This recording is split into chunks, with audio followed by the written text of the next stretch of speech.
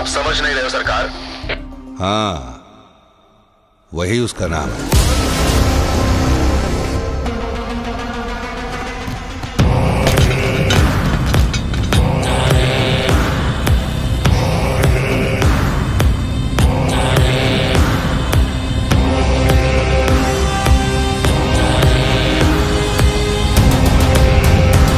তো আজকে নতুন একটা তেলেগু সিনেমা নিয়ে কথা বলবো, যে সিনেমাটা আসতে চলেছে নানির cinema hit the third case. এই সিনেমার নাম 6ই সেপ্টেম্বর এই সিনেমার অ্যানাউন্সমেন্ট করে যে নানির পরবর্তী ছবি হিট দ্য থার্ড কেস, যা শৈলন কুনালু দ্বারা সিনেমাটি পরিচালিত হবে এবং ওয়াল পোস্টার সিনেমা প্রশান্তির দ্বারা ব্যাকরোল করা হবে এবং নানির প্রোডাকশন।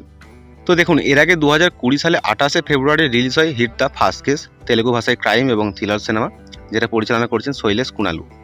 বিশ্বক সেন এই সিনেমাটায় মুখ্য ভূমিকায় অভিনয় করেছে। তো একটা মিসিং কেসকে নিয়ে এই পুরো সিনেমাটা।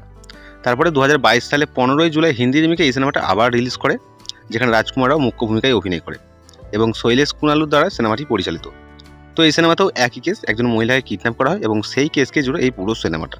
তারপর রিলিজ হয় হিট দ্য সেকেন্ড কেস 2022 সালে 2ই ডিসেম্বর। তো এটা একটা তেলেগু ভাষায় ক্রাইম এবং থ্রিলার সিনেমা, আদিবি সেন মুখ্য ভূমিকায় অভিনয় করছে।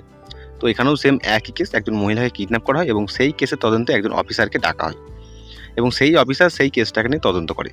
তো হিট সিনেমার একটা ইউনিভার্স করে ফেলেছে। তো নানির এটা এই ইউনিভার্সের থার্ড কিস্তি, হিট দ্য থার্ড কেস। তো এই সিনেমাটা কেমন হবে সেটাই দেখার পালা। আগের সিনেমাগুলোর মতনই হবে নাকি এটা আলাদা হবে? পোস্টার দেখে বোঝা যাচ্ছে না যে এটা একটা ক্রাইম বা থ্রিলার সিনেমা হতে পারে, যেহেতু এই সিনেমার টিজারটা বা ট্রেলারটা এখনো পর্যন্ত রিলিজ করেনি।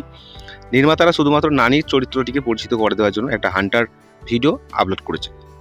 ভালো বিজিএমের সাথে একটা শক্তিশালী লুক দেখিয়েছে নানির, সেই ভিডিওটা আপনারা দেখতে পারেন। তো সবকটা সিনেমা একজনেই পরিচালনা করেছেন। তো নানির এই সিনেমাটা যদি আগের সিনেমাগুলোর মতন হয় ক্রাইম বা থ্রিলার সিনেমা, তাহলে কিন্তু এই সিনেমাটা নাও চলতে পারে। তো এই সিনেমার টিজারটা বা ট্রেলারটা এলে অবশ্যই বুঝতে পারবো যে সিনেমাটা কেমন হতে চলেছে। তো যারা ক্রাইম বা থ্রিলার সিনেমা দেখতে পছন্দ করেন তারা এই সিনেমাগুলো দেখতে পারেন, যথেষ্ট ভালো। আর এই সিনেমার হান্টার ভিডিওটা আপনারা দেখুন, দেখার পর আপনাদের বক্তব্যটা জানাবেন যে এই সিনেমাটা এইরকম হতে পারে। তো এই ছিল আজকে ছোট্ট একটা আপডেট, আর আরও আপডেট পেতে আমাদের সাথে জুড়ে থাকুন।